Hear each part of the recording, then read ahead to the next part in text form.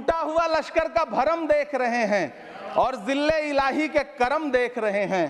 ताकत का नशा अक्ल पे हावी है तुम्हारी, तुम देख न पाओगे जो हम देख रहे हैं। जिस देश में टमाटर 100 रुपए किलो बिक रहा हो, उस देश की वित्त मंत्री के पास बजट में महंगाई पर बोलने के लिए सिर्फ 10 शब्द है।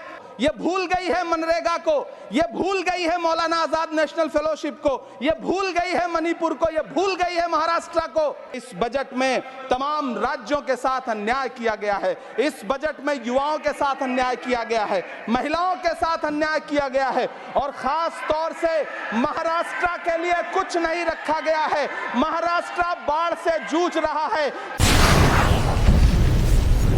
83 मिनट 71 बार थपथपाई गई मेज, 14,417 शब्दों का बजट भाषण और उस बजट में अपने लिए राहत तलाशती मिडिल क्लास की हैरत ज़दा आंखें। सभापति महोदय, मेरे हाथों में जो दस्तावेज है, दरअसल ये देश के किसानों, गरीबों, मजदूरों की उम्मीदों का स्मारक है। ऐसा लग रहा है जैसे वित्त मंत्री महोदया ने बजट नहीं तैयार किया है, बल्कि प्रधानमंत्री जी की मन की बात का संकलन तैयार किया है। टूटा हुआ लश्कर का भरम देख रहे हैं, टूटा हुआ लश्कर का भरम देख रहे हैं और जिल्ले इलाही के करम देख रहे हैं। ताकत का नशा अक्ल पे हावी है तुम्हारी, तुम देख न पाओगे जो हम देख रहे हैं। वित्त मंत्री महोदया ने इस बजट में महंगाई पर सिर्फ 10 शब्द बोला है। जिस देश में टमाटर 100 रुपए किलो बिक रहा हो, सभापति महोदय मेरा टाइम पॉज करें और बार बार इंटरप्ट करने को या तो मना करें। हाँ बोले, कृपया बोले। सभापति महोदय, वित्त मंत्री महोदया ने इस बजट में महंगाई पर सिर्फ 10 शब्द बोले हैं। जिस देश में टमाटर 100 रुपए किलो बिक रहा हो, उस देश की वित्त मंत्री के पास बजट में महंगाई पर बोलने के लिए सिर्फ 10 शब्द है। डीजल, पेट्रोल, आटा, चावल, दाल, सब्जी की महंगाई का तो कोई जिक्र ही नहीं। सावन चल रहा है तो प्याज और लहसुन का दाम पूछना तो शायद पाप होगा। मैंने तो यह भी सुना है कि वित्त मंत्री जी जो चीज खुद नहीं खाती हैं, उसके दाम से उनका कोई लेना देना नहीं होता। लेकिन इस बार बजट पेश करने के लिए पार्लियामेंट आने से पहले वित्त मंत्री जी ने दही और चीनी खाई थी। अब तो उनसे यह पूछा जा ही सकता है कि उन्हें दही, दूध और चीनी का रेट तो इन दिनों पता ही होगा। क्या उसे सस्ता करवाएंगी या नहीं सस्ता करवाएंगी? अगर पता है तो कृपया सस्ता करवाइए, क्योंकि इसी चीनी ने अमेठी में एक मंत्री महोदया का राजनीतिक कैरियर कड़वा कर दिया। सभापति महोदय, अपने शीश महलों में बैठे हुए सरकार के सांसद और मंत्री कह रहे हैं कि महंगाई कम हो रही है। संसद की कैंटीन से बाहर निकल करके एक चाय का कप खरीदिए, तब समझ में आएगा कि महंगाई कम हो रही है या बढ़ रही है। किसी एक दिन अपनी किसी मजदूर की तरह अपनी दिन भर की दिहाड़ी लेकर के बाजार जाइए और अपने बच्चों के लिए राशन खरीदिए, तब पता चलेगा कि महंगाई कम हो रही है या नहीं हो रही है। यहां बैठ करके बड़ी बड़ी बातें करना आसान है। ये चूनर धानी धानी भूल जाते, ये पुरवा की रवानी भूल जाते, जो आकर 4 दिन गांव में रहते तो सारी लंतरानी भूल जाते। सभापति महोदय, इलेक्टोरल बॉन्ड खरीदने के नाम छुपाने वाली सरकार, इलेक्टोरल बॉन्ड खरीदने वालों के नाम छुपाने वाली सरकार इन दिनों आम के ठेला लगाने वालों के नाम जानना चाहती है। मुझे तो होटलों, ढाबों या आम के ठेलों पर नेम प्लेट लगवाने वालों से पूछना है कि कभी खून की बोतल पर देखा है किसी का नाम लिखा हुआ? मुझे पूछना है कि क्या कोरोना के दौरान अपनी उखड़ती हुई सांसों के लिए ऑक्सीजन तलाशने वाले किसी इंसान ने ऑक्सीजन लाने वाले किसी इंसान से पूछा था कि ऑक्सीजन लाने वाला इंसान हिंदू है या मुसलमान है? मुझे पूछना है कि लावारिश लाशों के लिए कोरोना में कांधा देने वाले, चिताओं के लिए लकड़ियां सजाने वाले किसी इंसान से पूछा गया था उसका नाम, उसका मजहब?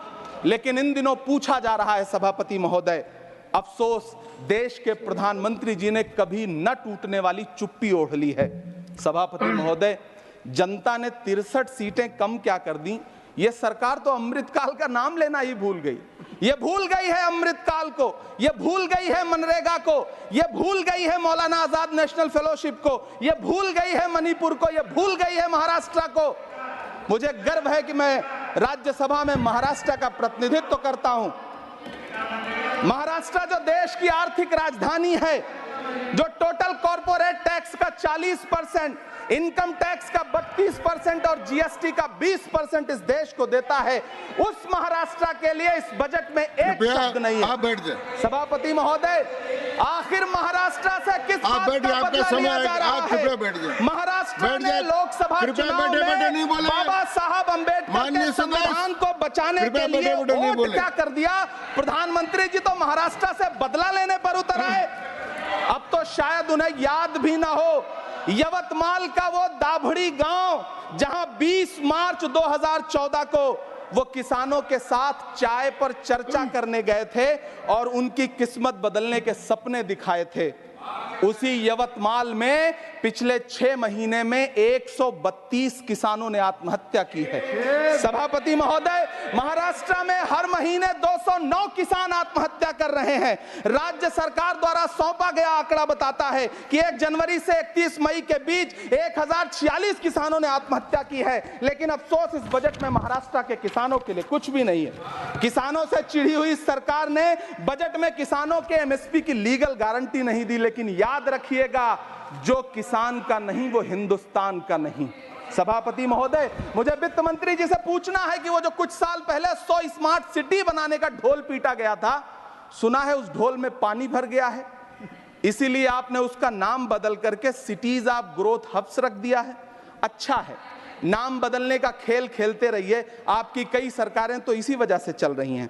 इस सरकार को पढ़े लिखे लोगों से दिक्कत है सभापति महोदय, इसीलिए इस सरकार ने यूजीसी का बजट 66% कम कर दिया है। वाह री सरकार। सभापति महोदय, मैं वित्त मंत्री जी के संज्ञान में लाना चाहता हूं कि किशनगंज में एएमयू सेंटर के पास 224 एकड़ जमीन है। यूपीए सरकार ने सोनिया गांधी जी की अगुवाई में 136 करोड़ रुपए एएमयू किशनगंज सेंटर के लिए सेक्शन किए थे। लेकिन आपकी सरकार ने पिछले 10 साल में उस 136 करोड़ में से सिर्फ 10 करोड़ रुपया रिलीज किया है। 1.5 करोड़ की आबादी वाला सीमांचल बेहतर शिक्षा के लिए उस सेंटर की बाट जोह रहा है। मेरा आपसे सवाल है कि इस सेंटर का बाकी पैसा आप कब रिलीज करेंगे? मुझे उम्मीद है वित्त मंत्री महोदया जवाब जरूर देंगी। सीमांचल उसी बिहार में आता है जिसकी बैसाखी के सहारे आपकी सरकार चल रही है। वहां के लोगों को एम्स की जरूरत है। महानंदा और कोसी से होने वाली बाढ़ की तबाही को रोकने के लिए बांध बनाइए, सीमांचल के साथ सौतेला व्यवहार बंद करिए। इकोनॉमिक कॉरिडोर बनाने से किसी राज्य का विकास नहीं होगा, विकास होगा स्वास्थ्य और शिक्षा के बुनियादी मुद्दों के लिए बजट देने पर।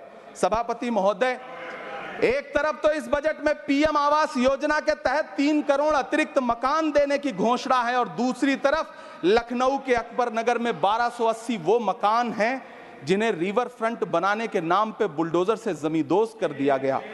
सभापति महोदय, लोग चीखते रहे, बच्चे बिलखते रहे, वसुधैव कुटुंबकम का नारा लगाने वाली सरकार इंसानों के घरौंदे उजाड़ कर जश्न मना रही है। सभापति महोदय, मेरा बहुत भावुकता के साथ देश के प्रधानमंत्री से सवाल है कि इन उजड़ते हुए मकानों और बेघर होते हुए घरों को देख करके आपको नींद कैसे आती है, आप सो कैसे पाते हैं? मेरा सवाल है इस देश के प्रधानमंत्री से, या तो लोगों के घरौंदे उजाड़ना बंद करिए या फिर करोड़ों मकान बनाने की झूठी घोषणाएं करना बंद करिए। यह बजट झूठ का पुलिंदा है। यह बजट आपके पिछले साल के बजट का कट कॉपी पेस्ट है। यह बजट हमारे चुनावी घोषणा पत्र की नकल करने की एक बेईमान कोशिश है। लेकिन कहावत है ना कि नकल के लिए भी अकल चाहिए। मेरे हाथ में एक तरफ न्याय पत्र है जो हमारा है और दूसरी तरफ अन्याय पत्र है जो आपका है।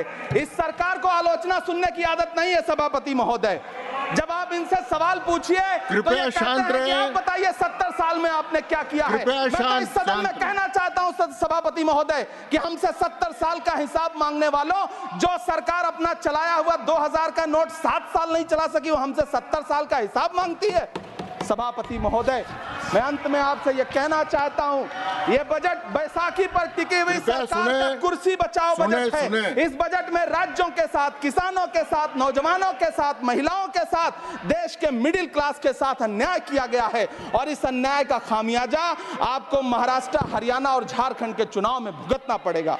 सभापति महोदय, इस सरकार ने नोटबंदी लगाकर देश की आम जनता की पूंजी छीन ली। बैठे बैठे नहीं बोले, गब्बर सिंह कृपया। टैक्स लगा करके छोटे व्यापारियों के कारोबार छीन लिए, पेपर लीक करवा करके युवाओं की आंखों से नौकरी के सपने छीन लिए, अग्निवीर लाकर देश के जवानों की उम्मीदें छीन ली, बुलडोजर लगाकर लोगों के आशियाने छीन लिए, महंगाई लाकर देश की जनता की थाली से निवाले छीन लिए और नारा लगाया कि हम तो सेवक हैं, 18-18 घंटे काम करते हैं। इन्हीं लोगों के लिए किसी ने शेर कहा है कि जो सच और झूठ में दूरी है वो दूरी समझते हैं, सियासी हाकिमों की हम भी मजबूरी समझते हैं, वो अपना हक समझते हैं निवाला छीन लेने को, डकैती को बहुत से लोग मजदूरी समझते हैं। हमें पता है कि कैसी मजदूरी की जा रही है। सभापति महोदय, मैं यहाँ खड़ा होकर के अंत में आपसे कहना चाहता हूं कि इस बजट में तमाम राज्यों के साथ अन्याय किया गया है, इस बजट में युवाओं के साथ अन्याय किया गया है, महिलाओं के साथ अन्याय किया गया है और खास तौर से महाराष्ट्र के लिए कुछ नहीं रखा गया है। महाराष्ट्र बाढ़ से जूझ रहा है, पानी बरसने से वहां 1500 से ज्यादा लोग मारे गए हैं। उस शहर को, उस राज्य को 4000 करोड़ के पैकेज की जरूरत है ताकि जो फसलें बर्बाद हुई हैं लोगों को राहत दी जा सकी। लेकिन अफसोस, इस बजट में महाराष्ट्र के लिए ऐसा कुछ भी नहीं है।